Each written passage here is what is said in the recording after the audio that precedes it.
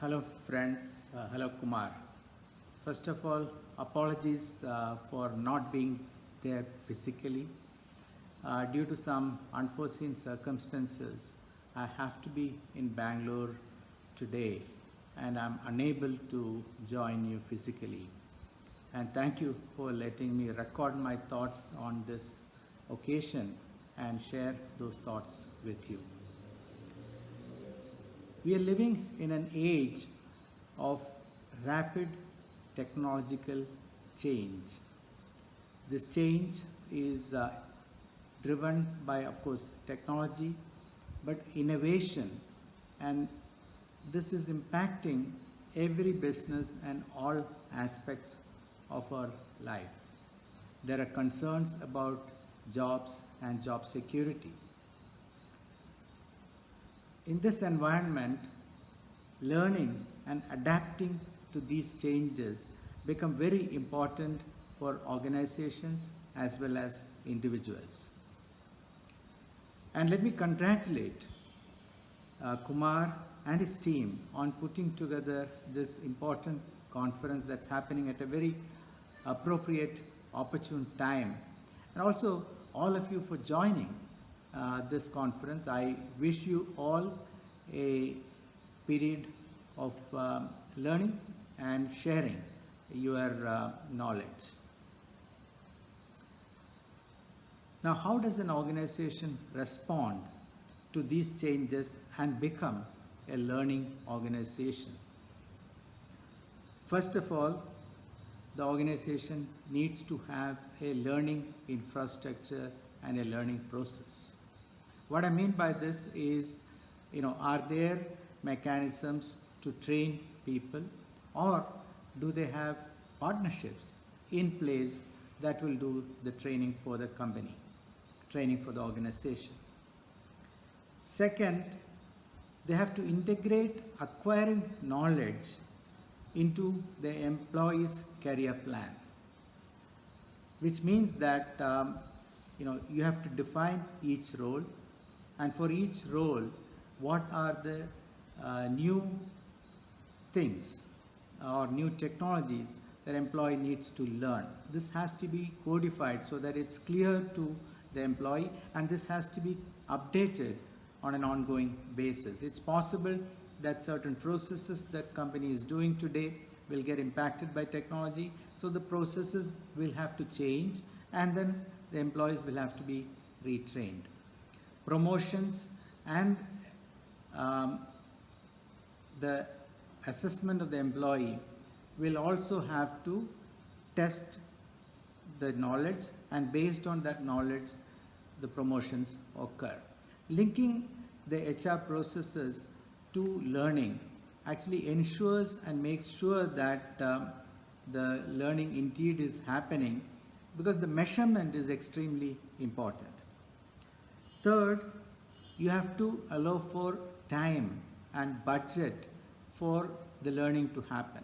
Many a time the intentions are there, but the budgets are not there and time is not allocated. For example, at Infosys, we used to allocate 10 working days per employee for learning in a year, which means that it's downtime for the employee, and that cost is built into the financial plan.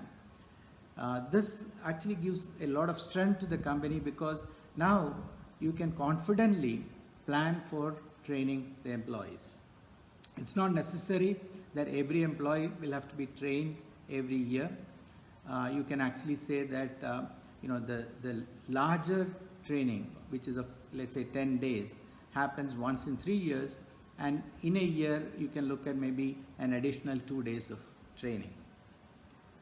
Fourth is building this learning, the change that's happening, into the strategic planning cycle. Now, this is very, very important, because technology will impact products and services.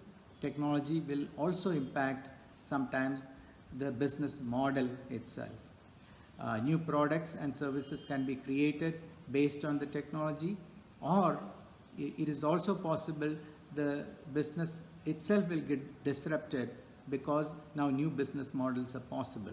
Now, Uber is a classic example of business model disruption which changed the taxi industry. Airbnb is a business model in disruption that changed the hotel industry. Now, how do you understand the impact of a business model change, and how do you transform your business because of this business model disruption? This is actually quite a challenge, and many a time what you will have to do is create a separate department or a separate subsidiary which will actually pilot this, and if that pilot becomes successful, you have to actually scale it up and maybe transform the business into this new subsidiary, kind of fold it into the new department or the new subsidiary. This requires actually quite a bit of thought and planning. What is organizational learning and how organizations respond? Organizations respond because they survive and flourish in a period of change. It will only happen if you have a mechanism to make these transitions happen. The strategic cycle will have to match the cycle of technology change. It's very, very important to make sure that this indeed happens. Next, let me come to what happens at the individual level. Of course, if the organization that you're working for has training embedded, learning embedded, has a plan, has the budget, has this strategic planning process, well and good, because the organization will ensure that you learn, and hence the organization becomes a learning organization. If that's not the case, then you have to figure out as an individual, how do you keep up with technology? I always say that as an individual, we have to make sure that we are constantly learning. We have to commit to lifelong learning. Every single day, for example, I ensure that I read for at least an hour. This is very, very important for me personally to keep up with the changes that are happening. This is on my personal time, because I will do it when I sit down after dinner, or I'll do this in the morning before breakfast. So I am always learning. Second, you need to ensure that you know the resources that are available for continuous learning and training. Sometimes you may have to go for a part-time program, short-term or long-term, in order to enhance your own capabilities, your own skills. And lastly, of course, you have to find the money required for this, because now the organization is not funding it. So you have to find the money for doing this. As you plan your career, you have to plan for changes in your career. Now, gone are the days you go through the university, you get a degree, and then that knowledge can be used for the rest of your life. Today, we are in a situation where you may be able to use this knowledge for maybe 5 years. After 5 years, you can again go through a training learning program, and then you use it for the next 5 years. So the cycle repeats every 5 years or so. And you have to plan for this, you have to fund this, and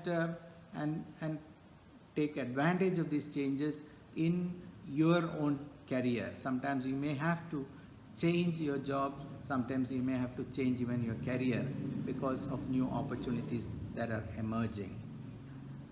I thought I will share these thoughts on this occasion.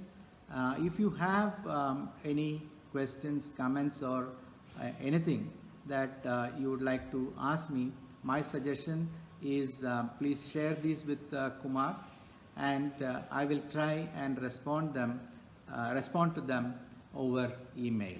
Again, thank you all for listening to me patiently, and thanks, Kumar, for giving me this opportunity, and apologize again for not being there physically. Thank you very much.